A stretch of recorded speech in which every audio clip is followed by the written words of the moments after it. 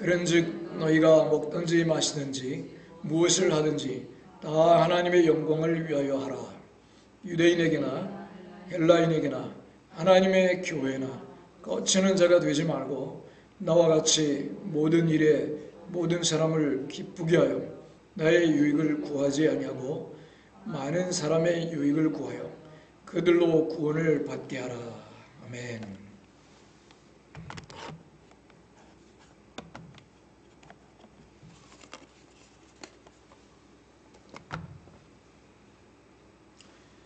한 군데 더 보겠습니다.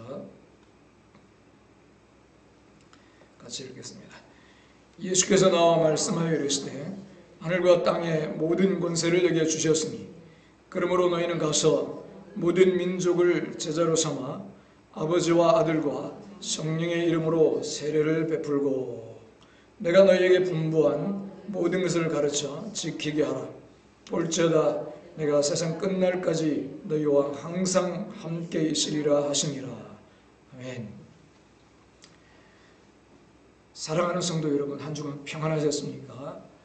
드디어 내일부터 설날입니다. 많은 분이 고향으로 발걸음을 옮기실 것입니다. 명절은 참 묘한 날입니다. 달력에는 빨간색이지만 우리 그리스도인들에게는 마냥 쉬는 날만은 아닙니다. 누군가에게는 고속도로 정체보다 더 답답한 마음의 정체가 있습니다. 아직 신앙이 없는 부모님과 친척들에게 제사 안 지낸다고 부려져 취급받고 교회 다닌다더니 왜 사업은 안 되나? 교회 다닌다더니 왜 성격은 안 변했냐? 언제 취업할 거냐? 이런 말들을 들어야 합니다. 세대 차이로 가치관 차이로 부딪히고 상처받습니다. 그래서 어떤 분들은 명절을 영적 전쟁터라고 부릅니다. 가서 은혜를 끼치는 게 아니라 내가 가진 은혜마저 다 쏟아버리고 올까봐 두려워합니다. 하지만 성도 여러분, 오늘 우리는 생각을 바꿔야 합니다. 명절은 도망쳐야 할 자리가 아닙니다. 하나님이 예비하신 가장 소중한 선교지입니다. 우리가 단순히 고향에 가는 것이 아니라 하나님의 영광을 위해 파송된다는 사실을 깨달을 때 우리의 발걸음은 달라집니다. 오늘 말씀을 통해 명절을 대하는 우리의 자세를 새롭게 하고 우리와 동행하시는 주님을 깊이 경험하는 시간이 되시기를 축복합니다.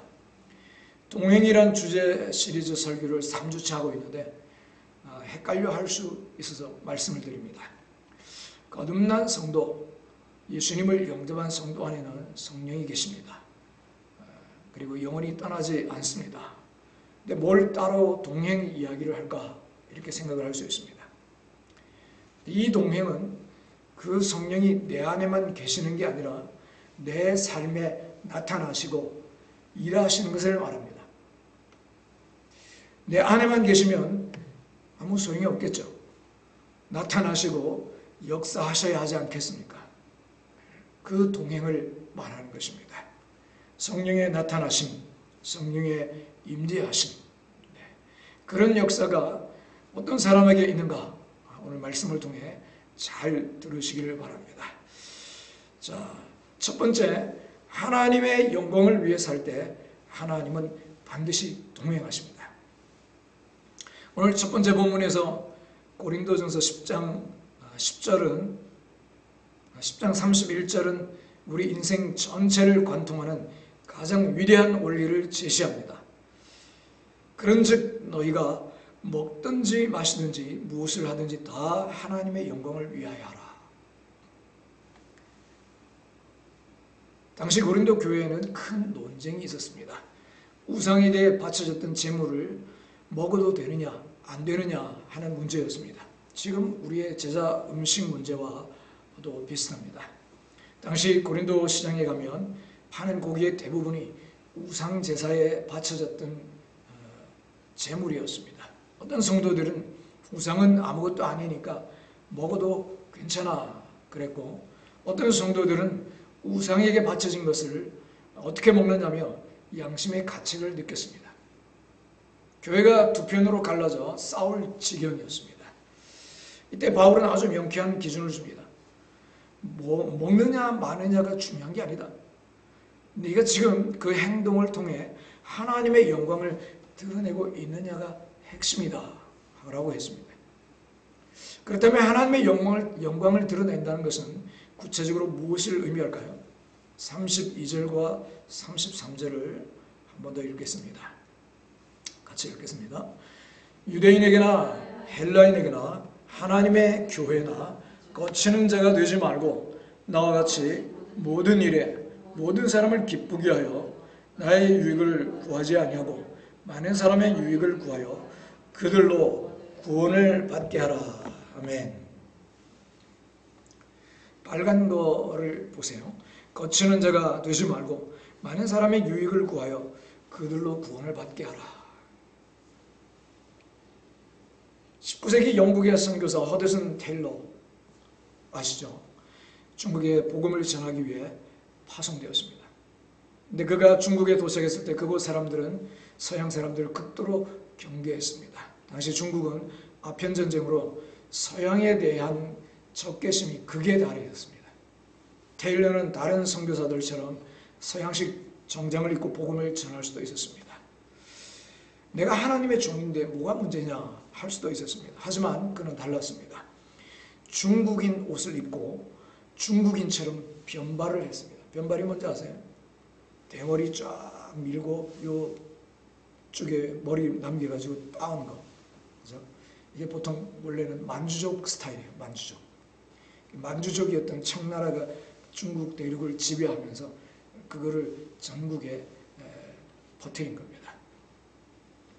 변발을 그러니까 서양 사람이 그냥 쫙 대머리 밀고 변발을 했다는 거예요. 중국인과 동화되기 위해서.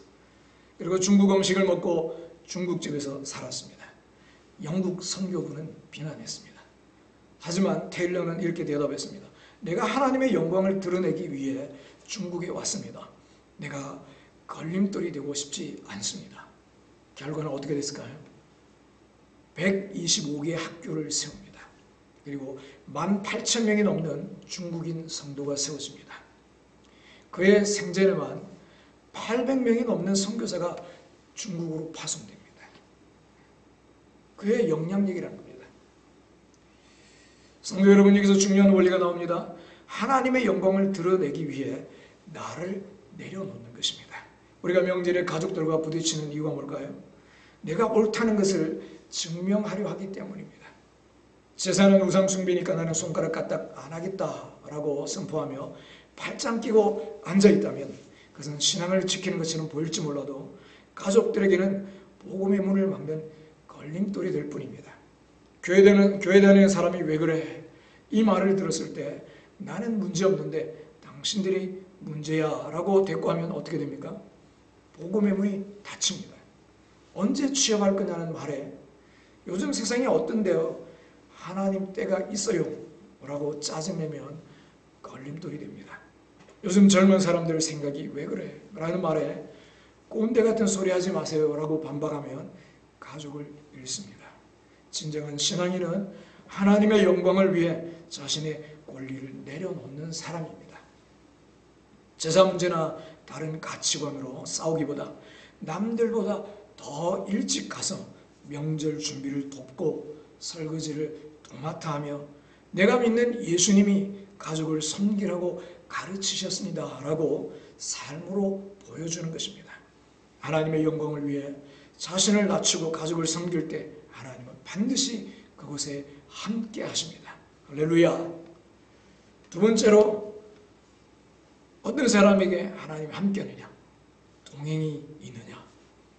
영혼 구원의 명령에 순종하여 나갈 때 주님이 모든 권세로 동행하십니다. 두 번째 본문인 마태복음 28장 18절에서 20절은 예수님의 최고의 명령입니다. 우리 한 번 더 읽겠습니다. 예수께서 나와 말씀하여 이르시되 하늘과 땅의 모든 권세를 내게 주셨으니 그러므로 너희는 가서 모든 민족을 제자로 삼아 아버지와 아들과 성령의 이름으로 세례를 베풀고 내가 너에게 분부한 모든 것을 가르쳐 지키게 하라. 볼지어다 내가 세상 끝날까지 너희와 항상 함께 있으리라 하시니라. 아멘. 여러분, 지상명령이라고도 말합니다. 지상이라는 것은 땅 위가 아니고요, 최고라는 겁니다. 최고의 명령. 예수님이 우리에게 많은 말씀을 하셨는데 그 중에서 빼놓을 수 없는 가장 최고의 명령이라는 겁니다. 예수님은 가서 모든 민족을 제자로 삼으라고 명하십니다. 여기서 모든 민족은 멀리 아프리카에만 있는 게 아닙니다. 아직 주님을 모르는 우리 친척들, 신앙을 떠난 자녀들, 세상 시름에 젖어 있는 형제들이 바로 우리가 가서 제자 삼아야 할 민족입니다. 그런데 우리가 전도를 두려워하는 이유가 뭘까요? 내 실력으로, 내 말 재주로 그들을 변화시켜야 한다고 생각하기 때문입니다. 하지만 주님은 명령만 하고 뒷짐지고 계시는 분이 아닙니다. 20절을 보세요. 볼지어다 내가 세상 끝날까지 너희와 항상 함께 있으리라. 주님은 하늘과 땅의 권세로 함께 하시고 역사하시겠다는 것입니다. 그런데 주님은 아무에게나 함께 하겠다고 하지 않으셨습니다. 주님의 마음을 품고 영혼을 구원하기 위해 세상 속으로 나아가는 자, 제자 삼으라는 명령에 순종하여 발걸음을 떼는 자에게 이 약속을 주셨습니다. 여러분, 근대 선교의 아버지라 불리는 윌리엄 캐리를 아십니까? 성경 번역을 많이 하기로 유명한 사람입니다. 그는 영국의 가난한 구두 수성공이었습니다. 구두 수성공, 구두 닦기 하면 또 생각나는 사람이 있죠. D.L. 무디. 정말 가난하고 배우지 못했던 사람들이 위대하게 하나님께 쓰임받은 예들이 많습니다. 1792년 캐리가 우리는 인도의 복음을 전해야 한다고 말하자 목사님들은 이렇게 대답했습니다. 젊은이, 하나님께서 이방인을 구원하기 원하신다면 당신의 도움 없이도 하실 것이요.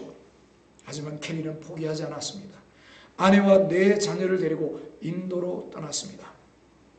인도로 도착한 후 7년 동안 단 한 명의 개종자도 없었습니다. 그 중에 5살 아들은 이질에 걸려 죽게 됩니다. 그 충격으로 아내는 정신병에 걸립니다.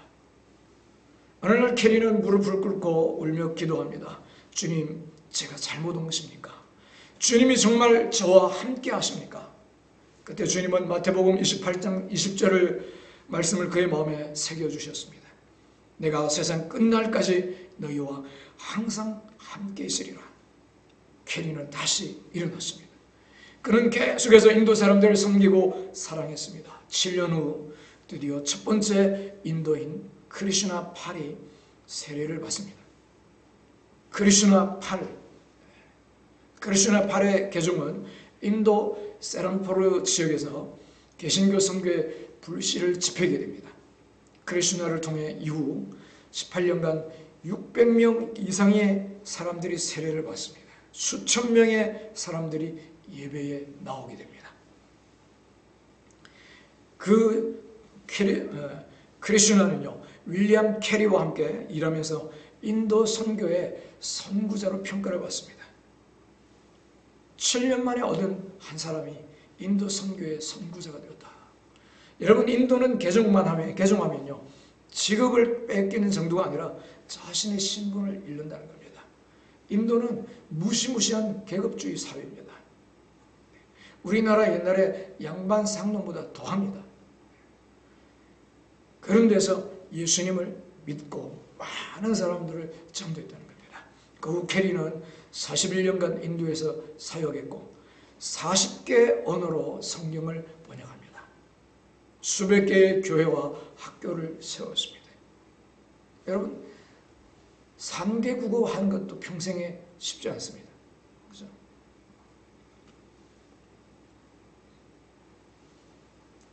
근데 40개 언어로 성경을 번역했다. 캐리가 특별한 능력이 있어서가 아닙니다. 그는 단지 가서 제자 삼으라는 명령에 순종했고 세상 끝날까지 함께 있겠다는 약속을 붙들었을 뿐입니다. 여러분이 가족들을 축복하고 그들의 이야기를 들어줄 때 주님은 여러분 곁에서 일하십니다. 전도는 내가 하는 것이 아닙니다. 주님의 손을 잡고 서 있기만 하면 주님께서 함께 하십니다. 어느 교회 집사님 이야기입니다. 집안에서 유일하게 예수님을 믿는 분이었습니다. 명절마다 제사 문제 또 친척들의 비아냥 그림 때문에 시댁에 가는 것이 지옥에 가는 것만큼이나 고통스러웠다고 합니다. 명절마다 이런 소리를 들었습니다. 교회 다니는 사람이 왜 그렇게 고집이 세냐? 너만 잘났냐? 시집 와서 우리 집안 분위기 다 망쳐놓았다. 명절이 끝나면 집사님은 일주일 동안 알아누워야 했습니다. 그러다 어느 해 새벽 기도에 가가지고 오늘 본문의 말씀을 듣게 됩니다. 가서 모든 민족을 제자로 삼으라. 내가 세상 끝날까지 너희와 항상 함께 있으리라.